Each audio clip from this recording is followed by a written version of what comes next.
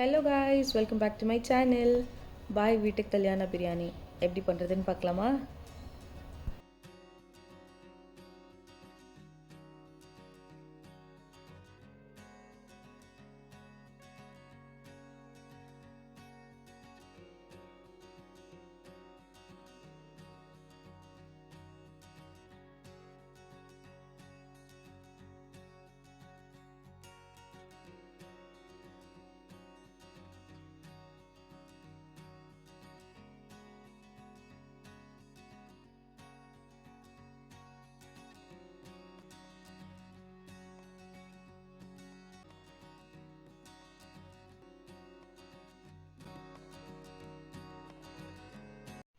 இப்போ ஃபஸ்ட்டு அரிசியை தண்ணியை ஊற்றி 3 வாட்டி 4 வாட்டி நல்லா கழுவிட்டு அதுக்கப்புறமா 20லேருந்து 25 மினிட்ஸ் வரைக்கும் இந்த அரிசியை நம்ம ஊற வச்சு தனியாக வச்சுக்கலாம்.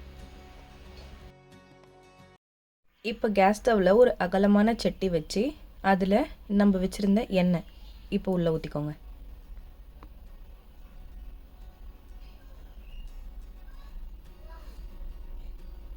எண்ணெய் நல்லா சூடானோடனே அதில் நம்ம வச்சுருந்த பட்டை, ஏலக்காய், லவங்கம் இது மூணுத்தையும் உள்ளே போட்டுக்கலாம்.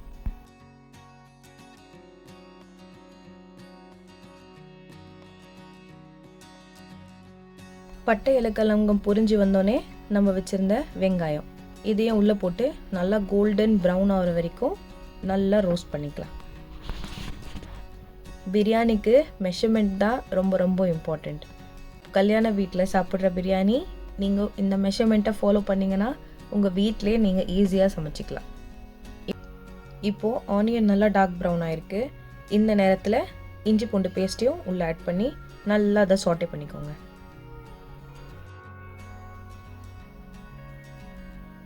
இந்த இஞ்சி பூண்டோட பச்சை வாசனை போகிற வரைக்கும் அதை நல்லா கையை எடுக்காமல் கிளறி விட்டுட்டே இருங்க. கீழே பிடிக்காமல் நல்லா கை எடுக்காமல் கிளறி விட்டுட்டே இருங்க. இப்போது பச்சை வாசனை எல்லாம் போனதுக்கப்புறமா இது உள்ள நம்ம தக்காளி ஆட் பண்ணிக்கலாம். தக்காளி ஆட் பண்ணி அதை நல்லா கலக்கி விடுங்க. இப்போது தக்காளி ஆட் பண்ண கையோடையே புதினா, கொத்தமல்லி, அப்புறம் நம்ம பச்சை மிளகா அது மூணுத்தையும் ஒன்றா உள்ளே சேர்த்துக்கோங்க. இப்போ இது மூணுத்தையும் ஒன்றா உள்ளே சேர்த்து அதை நல்லா கலக்கி விடுங்க. எல்லாம் ஒன்றா சேர்கிற வரைக்கும் நல்லா சேர்த்து ஒன்றா கலக்குங்க. எல்லாம் சேர்ந்து ஒன்றா வந்ததுக்கப்புறமா நான் மிளகாத்தூள் ஆட் பண்ணிக்கிறேன்.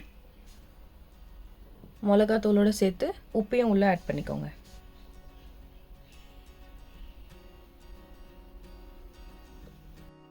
இப்போ இந்த உப்பையும் மிளகாத்தூளையும் ஒன்றா சேர்கிற வரைக்கும் நல்லா கை எடுக்காமல் கிளறி கொடுங்க.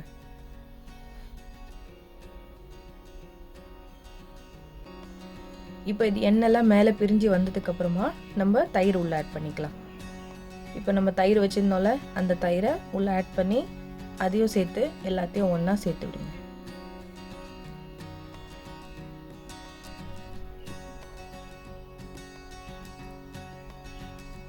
இப்போ இதை சேர்க்கும் போதே நம்மளோட பிரியாணி மசாலா பாதி ரெடி ஆயிடுச்சு.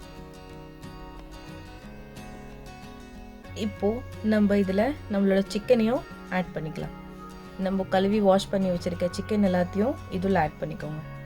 ரைஸோட குவான்டிட்டியோட சிக்கனோட குவான்டிட்டி கொஞ்சம் ஜாஸ்தியாக தான் இருக்கணும். அப்போ தான் அதனோட ஸ்டாக் எல்லாமே அந்த தண்ணியில் இறங்கி அந்த ஃப்ளேவர் ரைஸோட கலக்கும் போது அது இன்னும் நல்லா டேஸ்ட் கொடுக்கும். ரைஸோட சிக்கன் கொஞ்சம் கம்மியாக இருந்ததுன்னா அந்த ஸ்டாக்கு ரைஸோட கலக்காமல் அந்த ஃப்ளேவர் ஜாஸ்தியாக என்ஹான்ஸ் ஆகி தெரியாது.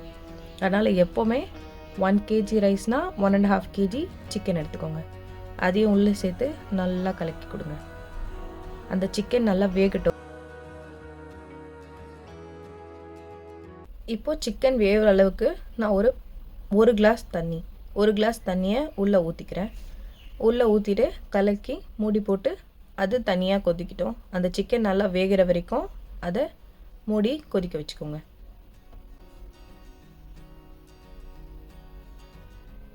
இப்போது இன்னொரு பாத்திரத்தில், ஒரு அகலமான பாத்திரத்தில் தண்ணி நல்லா சுட தண்ணி நல்லா கொதிக்கிட்டோம்.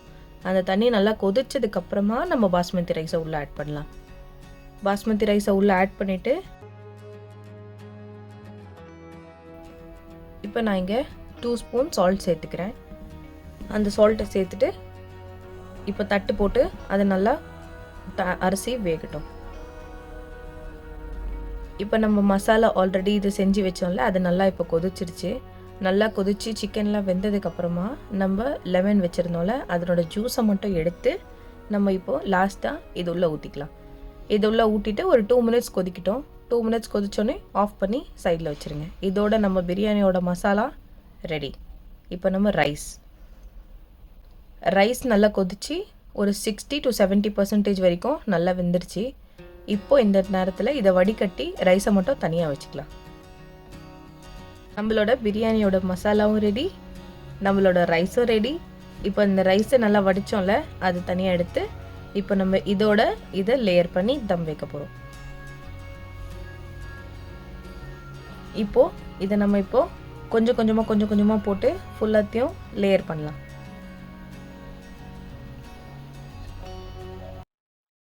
கீழே மசாலாவும் மேலே ரைஸும் போட்டு லேயர் பண்ணிட்டோம். இப்போது அது லைட்டாக கொஞ்சம் லைட்டாக கீழேருந்து மேலேருந்து கீழே லைட்டாக கலந்து விட்டுக்கோங்க. அதுக்கு மேலே நான் இங்கே கொஞ்சோண்டு கலர் பொடி கலந்து வச்சுருக்கேன். இது ஆப்ஷனல் தான். இது நீங்கள் சாஃப்ரானோட லிக்விட் கூட போட்டுக்கலாம். சாஃப்ரானை தண்ணியில் கொஞ்சம் ஊற வச்சு அதையும் கலந்துக்கலாம். ஆனால் இப்போ எங்கிட்ட சாஃப்ரான் இல்லைன்றதுனால நான் கொஞ்சோண்டு கலர் பொடியை தண்ணியில் கலந்து போட்டுக்கிட்டேன். நியூஸ் பேப்பரை மேலே வச்சு அதுக்கு மேலே இப்போ நம்ம மூடி போட்டு மேலே ஒரு வெயிட் வச்சு இப்போ தம்முக்கு கீழே ஒரு தவா வச்சுக்கோங்க. அந்த தவா ஆன் பண்ணிவிட்டு அந்த தவா கொஞ்சம் சூடானோடனே நம்மளோட இந்த பிரியாணி சட்டி அதையும் எடுத்து கொஞ்சம் மேலே வச்சு அதுக்கு மேலே வெயிட் வச்சு 8 மினிட்ஸ் ஃபுல் ஃப்ளேம்லேயும் 3 மினிட்ஸ் மீடியம் ஃப்ளேம்லேயும் தம் விட்டுக்கலாம். இப்போ நம்ம பிரியாணி ரெடி ஆகிடுச்சு. இப்போ தம் ஆயிடுச்சு. ஸ்டீம் எல்லாம் வெளியில் வருது.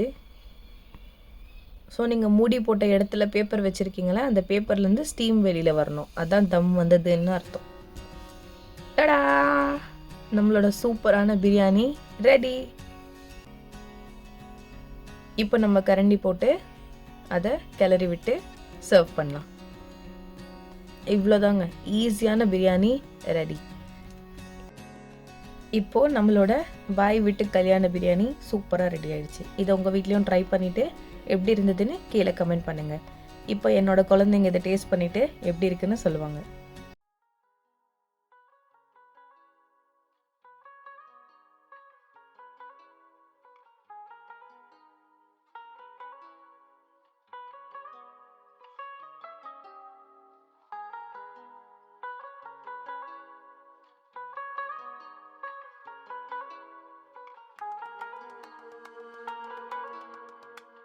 ரெண்டு பேருமே தம்ஸ் அப் காட்டிட்டாங்க. ஸோ அவங்களுக்கு பிரியாணி ரொம்ப பிடிச்சிருந்தது. இது உங்கள் வீட்லேயும் ட்ரை பண்ணிவிட்டு எப்படி இருந்ததுன்னு கீழே கமெண்ட் செக்ஷனில் கமெண்ட் பண்ணுங்கள். அது வரைக்கும் பை ஃப்ரம் அஸ். பாய்.